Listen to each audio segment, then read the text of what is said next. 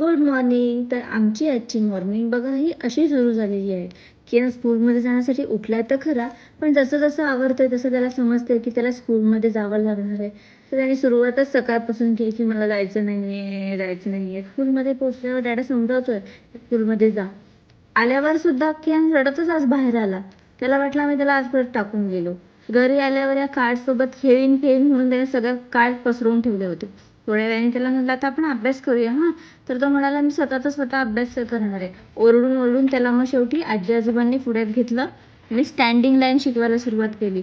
पण तुम्हाला गंमत माहितीये का, तो लिहितोय स्टँडिंग लाईन पण तो बोलतोय काय माहितीये, तात्या विंचू तात्या विंचू रडत बोलत होता. संध्याकाळचा चहा छान लागतो पण नवऱ्याच्या हातचा आणखीनच छान. संध्याकाळी जरा इथे पसारा झाला होता, थोडा कचरा झाला होता, तो जरा साफ करून घेऊया दिवा लावायच्या अगोदर.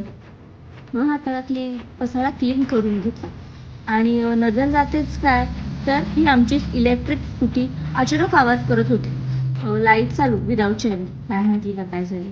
तर आजचा ब्लॉग आपण ते सांगूया, भेटूया उद्याच्या ब्लॉगमध्ये. तोपर्यंत बाय बाय.